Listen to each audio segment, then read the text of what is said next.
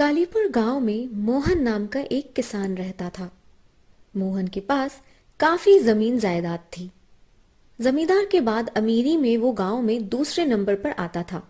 मोहन के दो बेटे सुरेश और मदन थे। उसकी बीवी सुमित्रा बहुत ही समझदार थी, पर मोहन बहुत ही आलसी आदमी था। वो सारा काम नौकर चाकर पर छोड़कर आलसी जीवन जीने का आदी हो गया था और कभी भी अपने खेतों को देखने तक नहीं जाता था। सुनो जी, 9 बज गए हैं, अब उठ भी जाओ। पता है आपको कब से आप खेतों पर नहीं गए? एक बार कम से कम ये तो जाकर देख लो कि फसल कटाई का काम कैसा चल रहा है। हिसाब किताब तो कम से कम अपने आप कर लिया करो।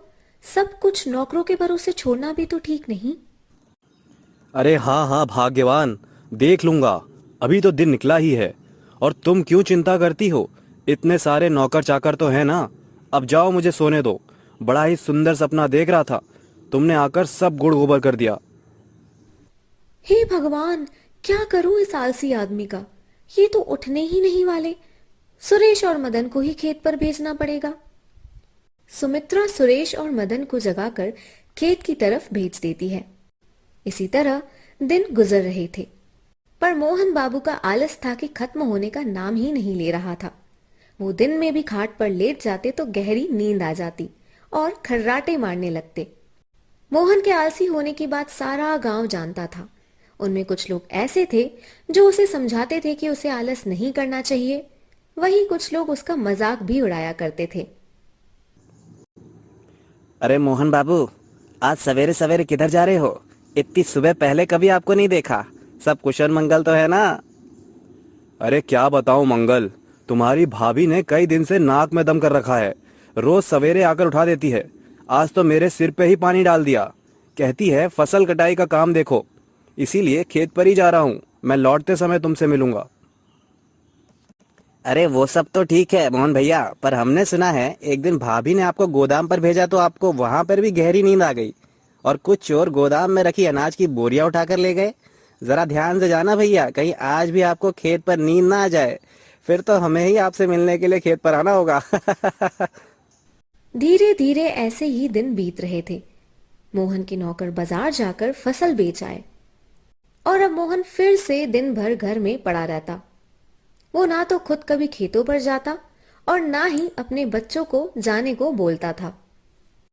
नौकर चाकर जितना हिसाब किताब बता जाते, वो उसी हिसाब किताब को जानकर खुश रहता था और कभी नौकरों से कोई बात नहीं पूछता था। एक दिन बैंक से कुछ लोग मोहन के घर आते हैं। हम लोग बैंक से आए हैं और तुम्हारे लिए बैंक की तरफ से एक नोटिस है। कौन सा नोटिस? कैसा नोटिस? देखो मोहन, तुम्हारा खेत और ये घर जिसमें तुम रहते हो, ये दोनों बैंक के पैसे से खरीदे गए हैं। जी मैं कुछ समझा नहीं। तुम्हारे पिता ने किसी जमाने में बैंक से कर्जा लेकर खेत और मकान खरीदा था। तुम्हारे पिता की मृत्यु के बाद बैंक ने कई बार तुम्हारे पास नोटिस भेजने की कोशिश की, मगर तुमने हमारे कभी भी किसी नोटिस का जवाब देना ठीक नहीं समझा। इस बात को 20 साल हो गए हैं और ब्याज बढ़ते बढ़ते 30 लाख हो गया है। या तो तुम बैंक का पैसा भरो या फिर हम तुम्हारे खेत और मकान का कब्जा कर लेंगे। इस बार तो हम तुम्हें केवल बताने के लिए आए हैं। अगर तुमने ये पैसा नहीं चुकाया तो अगली बार हम पुलिस को लेकर तुम्हारे घर और खेतों पर कब्जा करने आएंगे। ये आप क्या कर रहे हैं? हमें तो इस बारे में कुछ भी नहीं पता। ये तो आप अपने पति से पूछिए। हमने पहले भी इनको कई बार नोटिस भेजा था। सुमित्रा समझ चुकी थी कि मोहन के आलसीपन की वजह से उसने बैंक के नोटिस पर ध्यान नहीं दिया है। बैंक वालों के जाने के बाद वो मन ही मन बहुत दुखी हुई। सुमित्रा बीमार रहने लगी और उसकी तबीयत बिगड़ गई और मोहन के बेटे भी काफी परेशान हो जाते हैं। मोहन गांव के जमींदार के पास जाता है और वहां से कोई मदद नहीं मिलती। इसी तरह 1 महीना बीत जाता है, पर पैसों का इंतजाम नहीं हो पाता। बैंक कर्मी मोहन के खेत और घर पर कब्जा कर लेते हैं। अब मोहन के पास रहने के लिए कोई घर नहीं था। वो अपने बीवी बच्चों के साथ गांव छोड़कर दूसरे गांव में चला जाता है। वहीं पर एक झोपड़ी बनाकर रहने लगता है। मोहन को अपनी भूल समझ आ चुकी थी। मेरे बच्चों, मेरे आलस की वजह से आज हमारा घर और खेत छिन गया। मुझे इसका मरते दम तक पछतावा रहेगा। मैं कोशिश करता तो बैंक के पैसे पहले ही जमा कर सकता था, पर मैंने अपने आलस की वजह से सब कुछ बर्बाद कर लिया। मुझे माफ कर दो। अब मैं कभी भी आलस नहीं करूंगा और दिन रात मेहनत करके तुम सबके लिए फिर से एक नया घर बनाऊंगा। कोई बात नहीं जी, आपको परेशान होने की कोई जरूरत नहीं है। मुझे इस बात की खुशी है कि देर से ही सही आपको अपनी गलती का एहसास तो हुआ। पिताजी, आप चिंता मत करिए, मैं और मदन पूरी मेहनत करेंगे। आप बस इस घर और माँ का ख्याल रखिए। अपनी बीमार पत्नी और बेटों की बात सुनकर मोहन की आंखें भर आती हैं और वो सबको गले से लगा लेता है। इसी तरह दिन बीतने लगते हैं। मोहन और सुरेश जंगल जाकर लकड़ियां काटते हैं और बाजार ले जाकर बेच देते हैं। इससे उनके घर का खर्चा चल जाता है। मोहन घर में रहकर ही अपनी पत्नी का ख्याल रखने लगता है। एक दिन की बात है, मदन अपनी माँ की दवा लेने बाजार गया था, इसलिए सुरेश अकेला ही लकड़ी लेने जंगल चला जाता है। जंगल में पहुंचकर सुरेश अपनी कुल्हाड़ी जमीन पर रखता है। तभी उसे कुछ लोगों की आवाज सुनाई देती है। मोहन एक पेड़ के पास जाकर छिप जाता है और उस आवाज को सुनने लगता है। कान खोल कर सुन लो तुम लोग। आज अगर तुम में से किसी ने भी चूक की तो उसे कच्चा चबा जाऊंगा मैं। राजा को मारने का इससे अच्छा मौका फिर नहीं मिलने वाला। आज राजा अकेले ही शिकार करने आया है। अपने अपने हथियार तैयार कर लो, मैं आगे क्या करना है बताऊंगा। जी मालिक, इस बार कोई गलती नहीं होगी, आप चिंता मत करो। अरे ये लोग तो राजा को मारने की बात कर रहे हैं, मुझे जाकर उनकी जान बचानी होगी। सुरेश जंगल में राजा को ढूंढने लगता है और थोड़ी देर बाद उसे एक पेड़ के नीचे राजा अपने घोड़े पर बैठा मिलता है। महाराज की जय हो। महाराज, आपकी जान को खतरा है। मैंने अभी अभी कुछ लोगों को जंगल के दूसरे छोर पर बातें करते देखा। वो लोग आपके ऊपर हमला करने की बात कर रहे थे। पर तुम अकेले इतने घने जंगल में क्या कर रहे हो? महाराज, वो सब मैं अभी आपको नहीं बता सकता। पहले यहाँ से आप कहीं सुरक्षित जगह पर चलिए। राजा सुरेश को लेकर अपने राज्य नरसिंहपुर ले जाता है और वहां पहुंचकर सुरेश राजा को सारी बात बताता है। महाराज, मैं कालीपुर गांव का रहने वाला हूँ। मेरे पिता एक किसान हैं, पर उनके आलस की वजह से हमारा सब कुछ छिन गया। मैं अब दर दर की ठोकरें खाने को मजबूर हूँ। मैं जंगल में लकड़ी काटने के लिए आया था, जिन्हें बाजार लेकर बेचता हूँ। तुमने ये जो मेरे ऊपर एहसान किया है मेरी जान बचाकर, बताओ उसके बदले में मैं तुम्हारे लिए क्या कर सकता हूँ? मैं तुम्हारे लिए एक नया घर बनवा देता हूँ और सोने चांदी के आभूषण दे देता हूँ। नहीं महाराज, मैं नहीं चाहता कि आपसे धन दौलत लेकर मैं और मेरा परिवार फिर से आलसी हो जाए। भगवान ने हमारे पास किसी चीज़ की कोई कमी नहीं की, पर आलस की वजह से हमने सब कुछ छिन गया। मैं अब मेहनत करके कमाना चाहता हूँ। मैं तुम्हारे विचारों से बहुत खुश हूँ नौजवान। क्या तुम अपने इन विचारों को मेरे राज्य की जनता तक पहुँचा सकते हो? जिस तरह तुम्हारे पिता के आलस की वजह से तुम्हारा सब कुछ छिन गया, वैसे ही मेरे राज्य की जनता भी बहुत आलसी होती जा रही है। मेरा राज्य बहुत खुशहाल है। यहाँ किसी के पास धन की कोई कमी नहीं है, पर सब लोग आलसी होते जा रहे हैं।